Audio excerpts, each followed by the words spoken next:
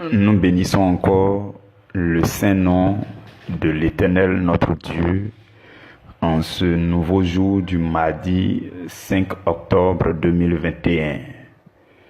Dieu de bonté, Dieu d'amour, Dieu puissant et glorieux, Dieu fidèle et saint, nous magnifions ta sainte présence. Merci pour ce rendez-vous divin. Merci pour ce temps d'antenne, ce temps d'enseignement, ce temps de méditation de la parole, ce temps de rencontre personnelle de chacun de nous avec toi dans ton intimité, ce temps de découverte de ton excellence, de tes révélations. Roi de gloire, nous sommes là afin de contempler ta gloire dans tes révélations. Je te prie d'illuminer les yeux de nos cœurs par la connaissance de tes révélations et de nous fortifier dans notre homme intérieur à travers ce temps de méditation. Rejoins-nous par ton esprit et que ton esprit prenne le contrôle de toutes choses maintenant et au nom puissant de notre Seigneur Jésus-Christ. Amen. Comprendre ce que signifie le service du royaume de Dieu. Comprendre ce que signifie le service du royaume de Dieu. Mes frères, mes sœurs bien-aimés, hier nous avons parlé de ce que représente le royaume de Dieu pour le chrétien. Et nous avons vu que depuis toujours, les hommes n'ont pas compris la pensée de Dieu au sujet de son royaume qui devait descendre sur la terre.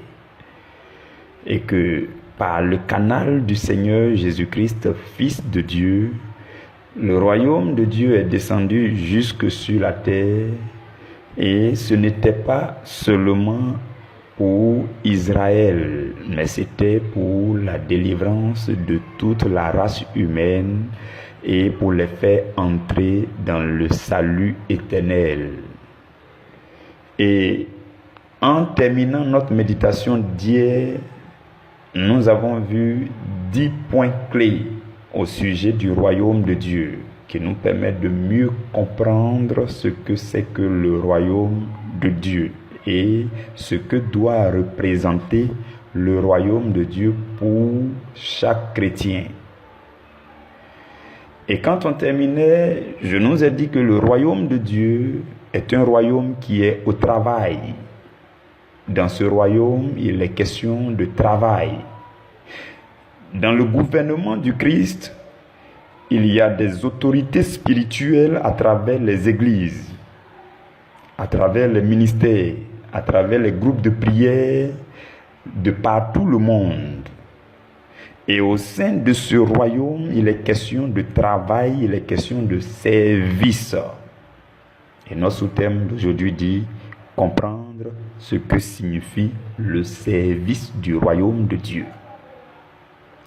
Bien évidemment, nous parlons maintenant du royaume de Dieu établi sur la terre. Comprenez que il y a le royaume de Dieu au ciel qui est composé de la Trinité sainte, Dieu le Père, Dieu le Fils, Dieu le Saint-Esprit, et qui est aussi composé de différentes classes d'anges, les anges de Dieu, selon leur classe au ciel. Et le royaume de Dieu au ciel aussi est composé des bienheureux saints, ceux qui sont passés du royaume terrestre de Dieu au royaume céleste de Dieu après leur mort. Donc, tous ceux-là sont dans le royaume de Dieu qui est au ciel. Et maintenant, nous, pendant que nous sommes vivants sur la terre, nous parlons du royaume de Dieu qui est descendu sur la terre, qui a été établi sur la terre par le Seigneur Jésus. Donc, quand nous parlerons maintenant du royaume de Dieu, il s'agit du royaume terrestre de Dieu. Vous comprenez? Suivez-moi très bien. Et dans ce royaume de Dieu sur la terre, il y a 3 choses qui se passent essentiellement. Au sein de ce royaume de Dieu sur la terre, il y a essentiellement 3 choses qui se passent. La première chose, c'est de prêcher le royaume. Prêcher le royaume. Prêcher dans toutes ses dimensions.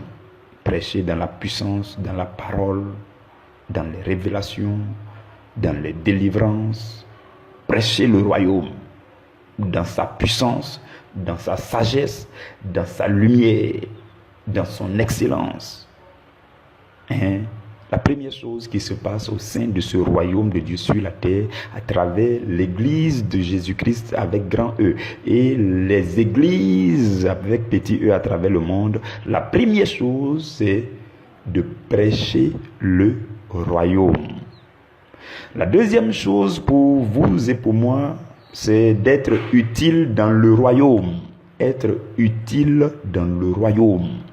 Et la troisième chose, c'est de bénéficier des grâces et des bénédictions du royaume. De bénéficier des trésors du royaume. Vous comprenez?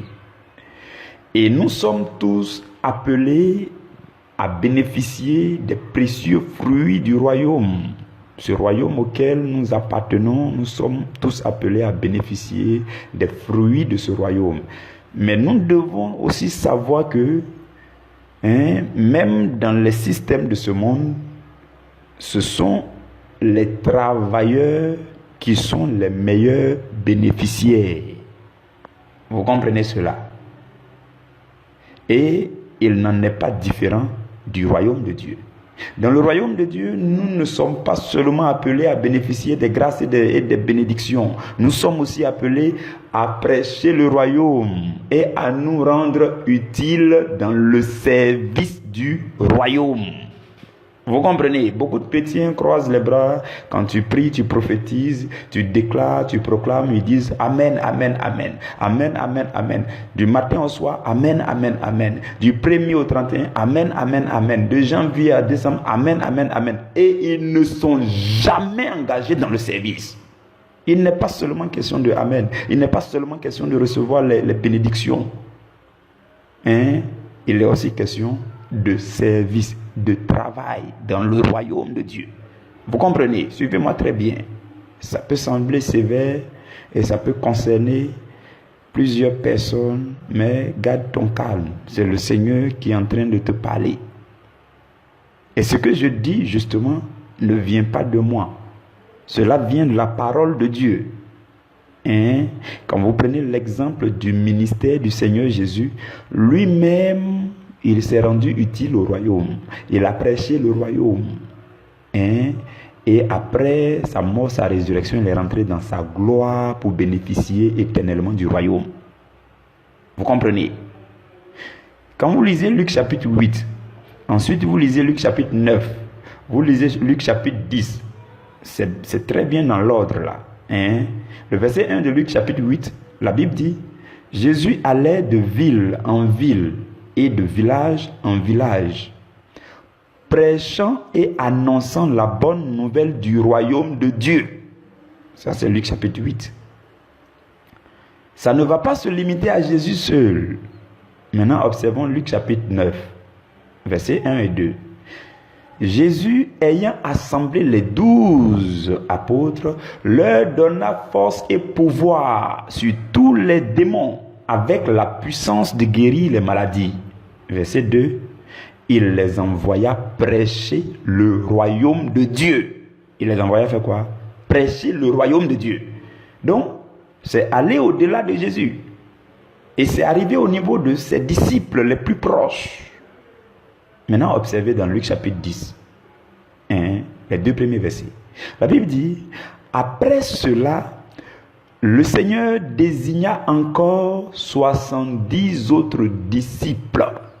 Dans d'autres versions de Bible, j'avais vu une fois qu'il est écrit 72 à la place de 70. C'est la même chose. On ne sait pas qui a compté, mais en tout cas, c'est environ 70 personnes. Donc, le Seigneur désigna 70 autres disciples et il les envoya 2 à 2 devant lui dans toutes les villes et dans tous les lieux où lui-même devait aller.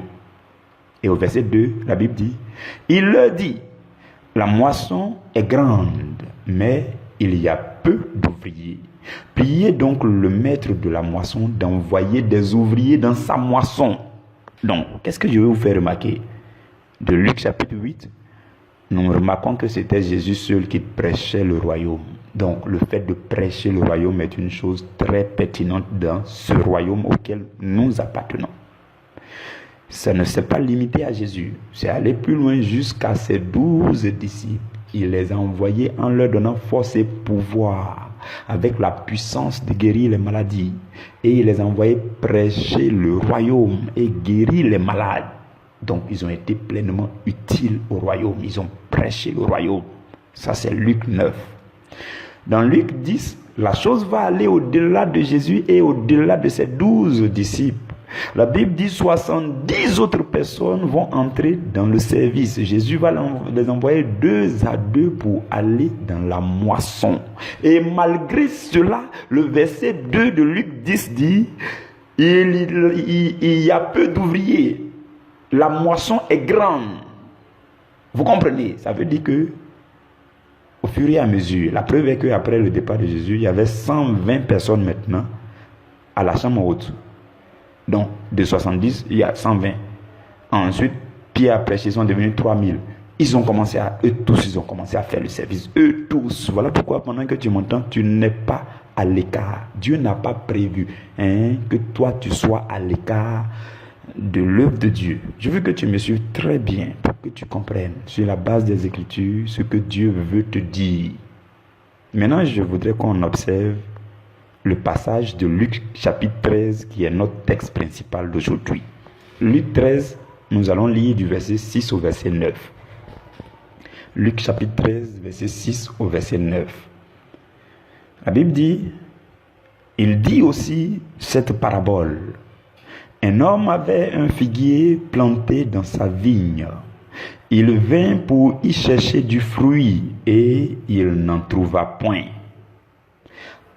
Alors il dit au vigneron, vous voyez au verset 6 là, c'est comme vous avez fait votre culture, vous avez planté, vous avez votre plantation, ou bien vous avez une activité, et puis vous partez chercher le bénéfice, et puis vous n'avez pas trouvé. Je voudrais que vous puissiez imaginer vous-même votre tristesse d'abord, avant qu'on analyse ensemble ce que Dieu va ressentir lorsque vous ne produisez rien. Suivant, je ne vais pas aller trop vite. Le verset 7 dit, alors il dit au vigneron, voilà 3 ans que je viens chercher du fruit à ce figuier et je n'en trouve point. Coupe-le. Pourquoi occupe-t-il la terre inutilement? Le vigneron lui répondit, Seigneur, laisse-le encore cette année. Je creuserai tout autour et j'y mettrai du fumier. Peut-être à l'avenir donnera-t-il du fruit, sinon tu le couperas. Parole du Seigneur, nous rendons grâce à Dieu. Frères et sœurs, c'est une histoire magnifique. C'est vraiment beau. Et ça parle d'elle-même. Chacun de nous, si tu m'entends et que l'œuvre du ministère ne te dit pas grand-chose, tu es chrétien, tu t'appelles seulement chrétien, mais jusqu'à présent, on ne peut pas voir quel fruit tu portes dans l'œuvre de Dieu, dans le royaume de Dieu. Je veux que tu gardes ta position et que tu accordes une plus calme attention. Dans ce que nous venons de lire, la vigne représente le service du ministère. Le figuier représente les fidèles chrétiens. Les vignerons représentent les serviteurs de Dieu qui sont établis dans le ministère. Aucun fidèle chrétien ne doit occuper la terre inutilement sans porter de fruits au sein du royaume de Dieu. C'est ça le message. Et si Dieu nous a investis sur la terre, alors nous devons savoir que Dieu attend de nous des fruits pour sa gloire. Et la question est simple. La question que vous et moi, chacun doit se poser, c'est simple. Est-ce que je reconnais que j'appartiens vraiment au royaume de Dieu? Est-ce que je suis vraiment impliqué dans ce royaume? Jusque-là, quel fruit est-ce que j'ai présenté à mon maître? Sachant que chaque année, le maître vient et regarde et t'observe. Quel fruit tu as apporté, ta vie, ton existence sur la terre. Depuis les années passées, jusqu'à mois après mois, année après mois, qu'est-ce que tu as donné comme fruit dans l'œuvre du royaume? Dieu observe, il s'attend à cela. Et la question c'est, jusqu'à quand je vais me rendre utile dans le service de Dieu? Vous comprenez, frères et sœurs? Tous ceux qui font le service, je puis vous le dire, Dieu les honore. Tous ceux qui font le service avec le cœur, Dieu les honore. Dans Jean 12 au verset 26, Jésus dit, si quelqu'un me sert, qu'il me suive, et là où je suis, là aussi sera mon serviteur. Et il dit encore, si quelqu'un me sert, le Père l'honorera. Le Père fera quoi? Il va l'honorer. Si quelqu'un me sert, le Père l'honorera. Vous comprenez? Donc, tous ceux qui sont dans le service sont honorés par le Père. Et Hébreux chapitre 6, verset 10 dit, car Dieu n'est pas injuste pour oublier votre travail et l'amour que vous avez porté pour son nom. Dieu n'est pas injuste. Voilà pourquoi je voudrais profiter pour encourager quelqu'un qui s'est donné vraiment au service, qui aime le service et qui s'est impliqué dans le service et qui a commencé à aimer Dieu, qui a commencé à chercher de quoi faire pour Dieu, comment faire pour porter du fruit. Je veux t'encourager, reçois les encouragements de Dieu, je te le dis, tu ne quitteras pas cette terre sans que Dieu ne t'ait honoré, sans que Dieu ne t'ait comblé de ses grâces et de ses bénédictions, sans que Dieu ne t'ait recouvert de sa gloire. Dieu va t'honorer. Je t'encourage, ceux qui ont un amour fou pour le service, pour l'œuvre de Dieu, qui ont un battement de cœur différent pour l'œuvre de Dieu, qui respirent pour l'œuvre de Dieu, qui aiment l'œuvre du ministère. Vraiment, je vous encourage. Dieu va vous honorer parce que Jésus a dit,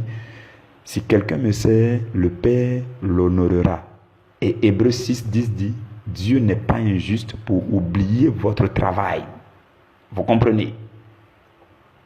Aussi longtemps que les chrétiens ne réaliseront pas qu'il y a plus d'honneur à servir dans le royaume de Dieu, je ne suis pas sûr qu'ils vont vraiment être épanouis dans le royaume. À la rigueur, chaque chrétien devrait être raisonnable envers lui-même en se disant, bon, gloire à Dieu pour ce travail que je fais dans le milieu professionnel. Gloire à Dieu, vraiment que le nom du Seigneur soit glorifié. Mais comme j'appartiens aussi au royaume de Dieu, il me faut entrer dans le service afin de garantir mon salaire divin. Le salaire divin. Frères et sœurs, le salaire divin existe. Le salaire divin, c'est le salaire qui vient de Dieu. Le salaire divin vaut mieux que tout autre salaire que vous pouvez recevoir dans ce monde. Le salaire divin, c'est un paquet qui contient tout ce que votre salaire ne peut pas acheter pour vous. La paix du cœur, la joie véritable, la santé divine, la guérison miraculeuse, l'assistance du ministère des anges, tout cela, c'est dans le paquet du salaire divin. La faveur divine qui ouvre les portes de bénédiction, tout cela est contenu dans le paquet du salaire divin. La croissance spirituelle, l'autorité spirituelle sur l'ennemi de votre destinée, la protection divine, tout cela est renfermé dans le paquet du salaire divin. Et ce n'est pas comparable à votre salaire dans votre milieu professionnel là-bas. Et par-dessus tout cela, au sujet du salaire divin, vous avez le salut éternel et la récompense éternelle dans la gloire éternelle de Dieu dans le paradis céleste. Vous comprenez? Pour moi, un chrétien véritablement affranchi devrait se sentir gêné de travailler uniquement pour les hommes, pendant qu'il peut aussi faire le service du royaume. Durant une partie de son temps, il se contente de travailler seulement pour les hommes. Je pense que lorsqu'un chrétien est vraiment affranchi, il devrait se sentir gêné. Tu travailles seulement pour les hommes. Pour Dieu, ça ne te dit rien du tout. Rien du tout. Vous comprenez?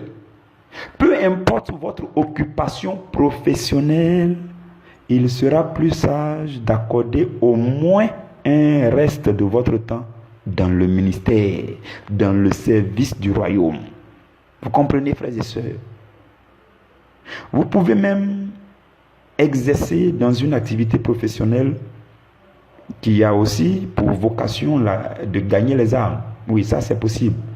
Il y a des activités professionnelles, il y a des gens qui travaillent dans les ONG, qui aident, qui soutiennent l'œuvre du ministère, par exemple.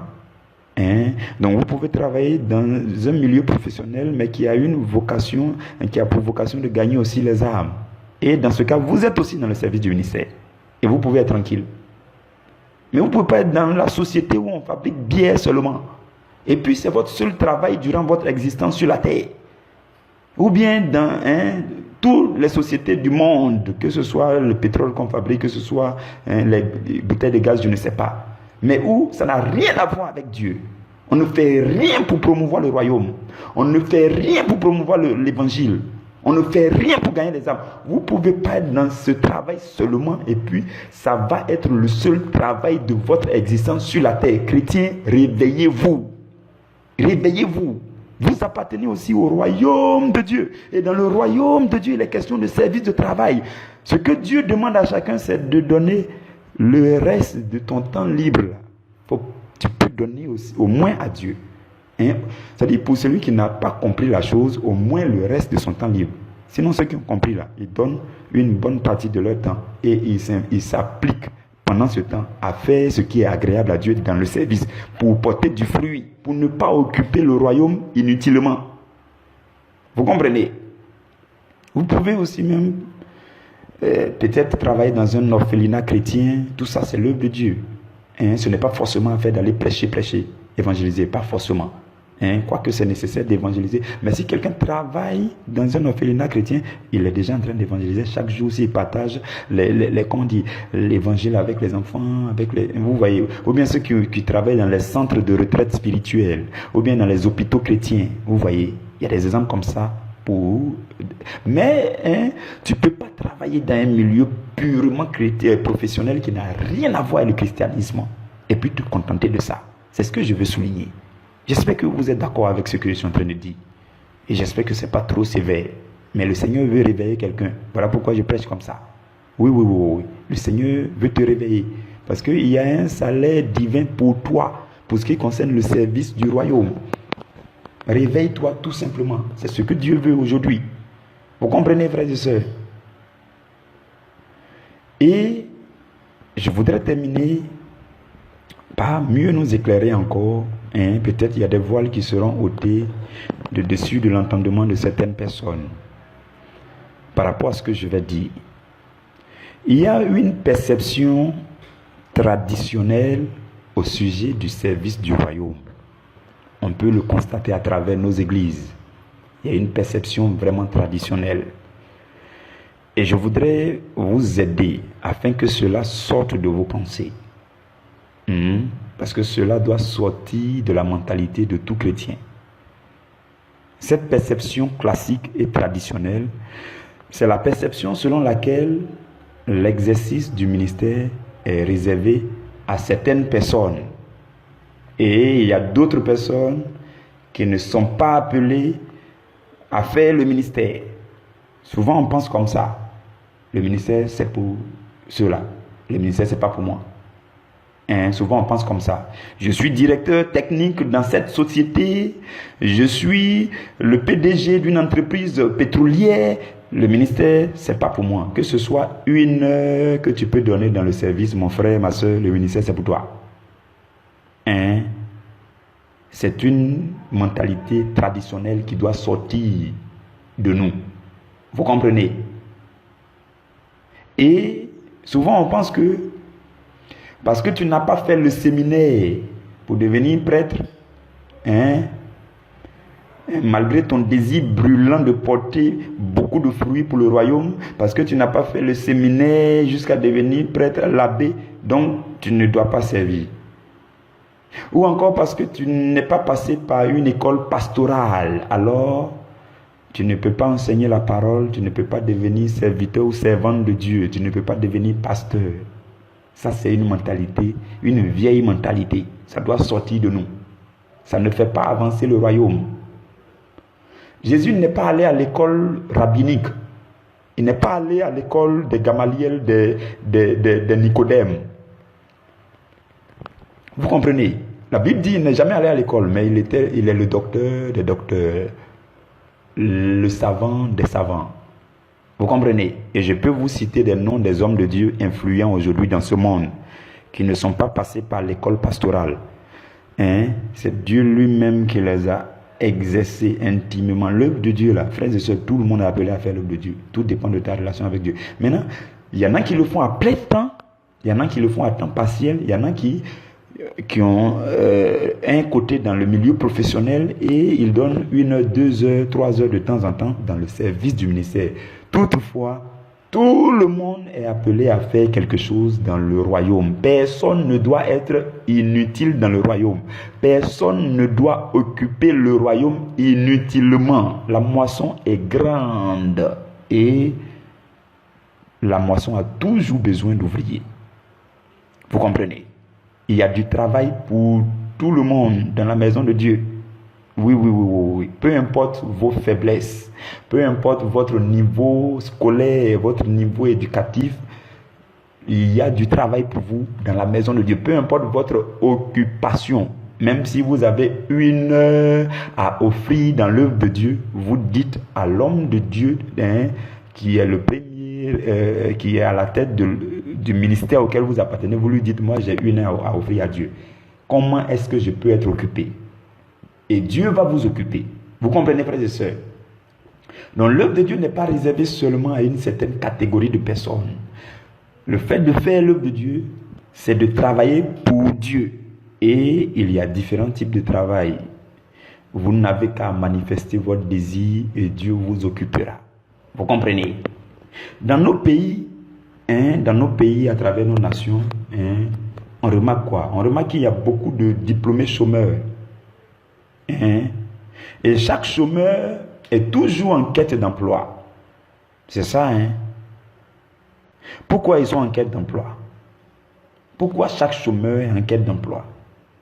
Parce que chacun a au moins le droit d'exercer un travail dans la nation à laquelle il appartient. Nous avons ce droit-là. Voilà pourquoi on cherche du travail. Et je voudrais qu'on ait la même mentalité à l'égard de la nation spirituelle à laquelle on appartient. La même mentalité à l'égard de votre église. Chacun devrait se dire, j'ai le droit de travailler, d'avoir un bout de travail dans mon église, dans ma communauté. À l'égard de votre communauté d'appartenance, vous devez avoir cette même mentalité. Vous comprenez, frères et sœurs? Donc, ne soyez pas seulement des chrétiens de dimanche, ou bien des chrétiens occasionnels, des chrétiens de croisade, d'évangélisation, de veillée, mais cherchez à faire quelque chose dans la maison du Seigneur. Intégrez un groupe, intégrez un département, et Dieu vous occupera. Et vous pourrez attendre sereinement votre salaire divin. Que Dieu vous bénisse, frères et sœurs. Nous allons nous arrêter là aujourd'hui. J'aimerais rendre grâce à Dieu pour ta vie. J'aimerais bénir le nom du Seigneur pour tout ce qu'il fait pour toi, pour ton obéissance à suivre Dieu. Que Dieu bénisse chacun de nous, que Dieu vous couvre de l'endroit où vous vous trouvez, que le sang de Jésus couvre votre maison, votre destinée, tous les endroits où vous passerez, que tous ces endroits soient imbibés du précieux sang de Jésus. Que le sang de Jésus qui vous couvre fasse de vous une forteresse inébranlable et que vous soyez solidement dans la présence du Seigneur et préservés de tout mal au nom de Jésus. Demain, nous nous retrouverons pour un autre sous-thème. Que la main puissante du Seigneur demeure étendue sur vos vies au nom de Jésus. Amen.